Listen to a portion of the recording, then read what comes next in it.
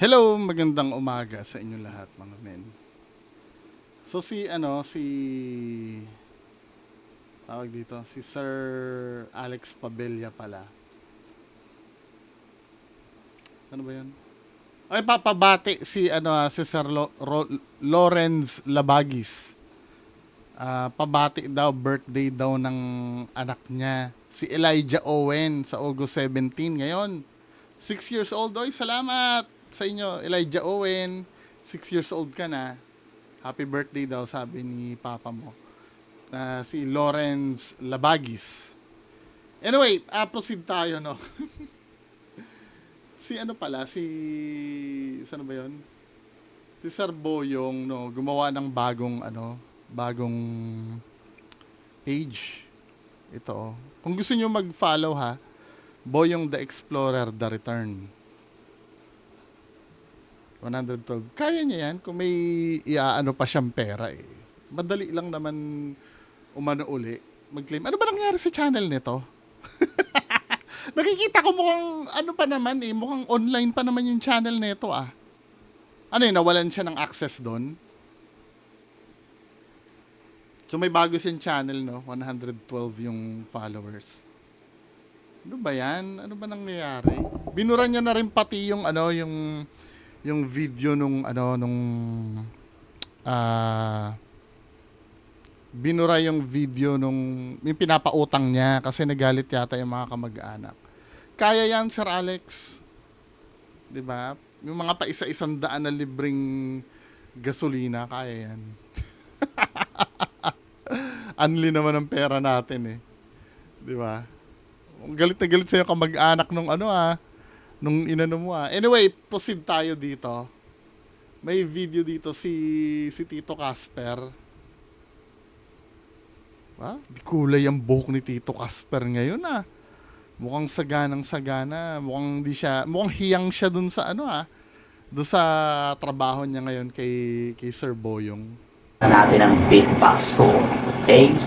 Eto na siya. Tara! Nakaka-order na sa sa Shopee. Nakakatuwa din to be fair naman. Nakakatuwa din na nakukuha niya na din yung gusto niya. Ang laki. Buksan natin. Big box. Guys, guys.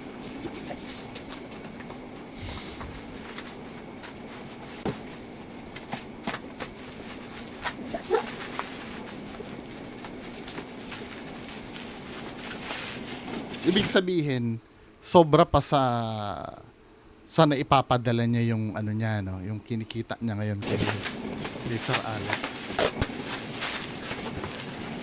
Or ito lang yung produkto ng consistent yung pasahod. Yung hindi siya delay, yung katulad do sa dati niyang amo na yung kay Tito Norms na kung kailan lang siya maaabutan, 'di ba? Puro pangako. At least ito. Ano itong binili ni Tito Casper? Guys. Excited siya. Guys. Tsaka ang ganda din ng tirahan niya doon, Ito na guys. Ano yun? Ito na guys. Big box. Ito na, paborito ko guys. Guys.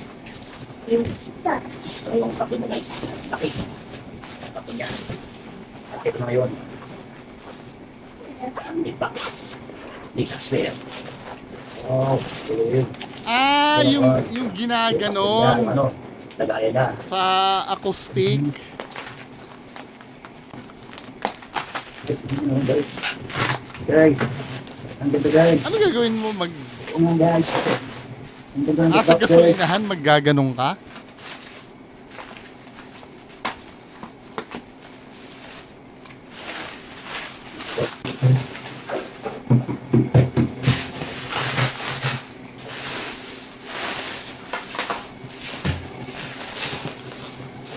Yun siya guys. May saksaan pa ng guys. Guys. Big box guys.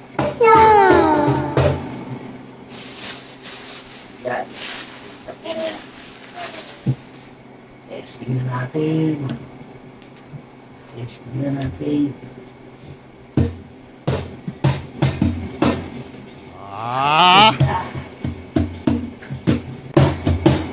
Dapat pair kayo ni Tito Norms. Nagigitara si Tito Norms, di ba? Tapos ikaw magaganyan ka. Dito na guys.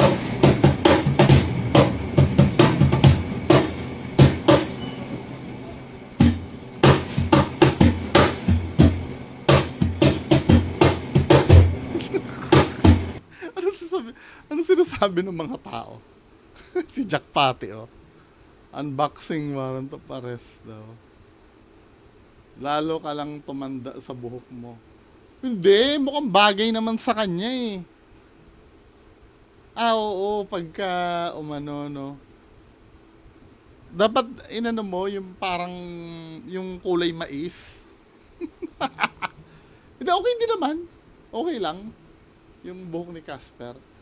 Bagay yung outfit. Check kakahawig ng sago ng taho daw. Yan ba gagamitin mo sa tagayan ng Alfonso at inihaw na heto? Heto daw. Magkano bili mo dyan kapak shit?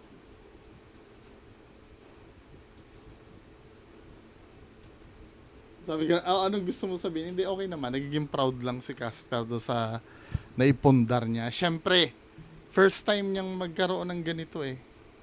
Kasi, just imagine, ilang taon din niyang kasama si Tito Norms nun. Nung after umalis sila sa Sardong Batalan, I think, ay hindi, 2025, last year lang yata ito bumalik eh. Pero matagal niya nang kasama si Tito Norms noon pa.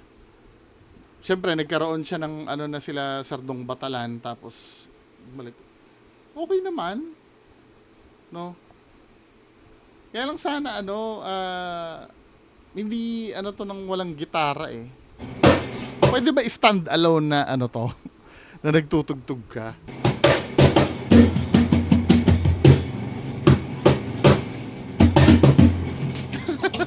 Yun naman guys. Badyaw eh. Ito yan guys. Sarap pa ng mic.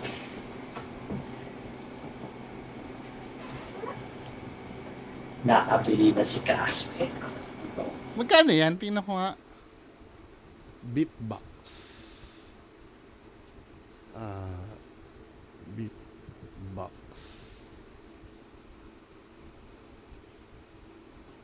Tingnan na. Beatbox.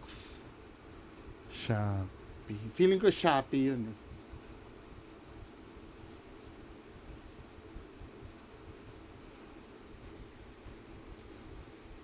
Hindi, beatbox ba ang tawag doon? Wala akong makita eh. Pero magkano ba ang average niyan? Beatbox. 1.5 din oh. Mahal din. 1.2. Yung katulad nung kay Tito Casper, may 3,000 pa nga eh. Mahal din pala to. Just imagine, kahon lang, no? Ito may 1,000. Pero yung sa kanya mukhang may varnish eh. Mukhang pinakamura 1,100. 1,000 din. Mahal din pala. Akala ko wala pang 1,000. Okay din. Malupit-lupit din ito si Tito Casper. Saan ba yun? Saan niya kaya gagamitin yan? Guys. Cartoon. Oh. Wow. Ganda.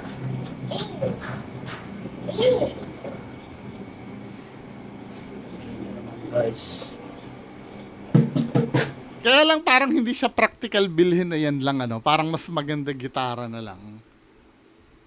Kasi parang ang awkward niya yung magagaganyan-ganyan ka na. Ang katunog din lang naman yung gumawa ka ng plywood na kahon.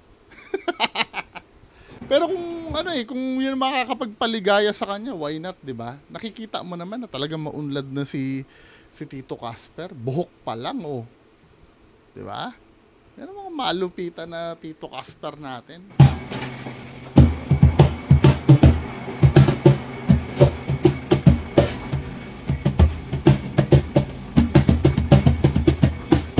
Kasing kulay daw ni Tako.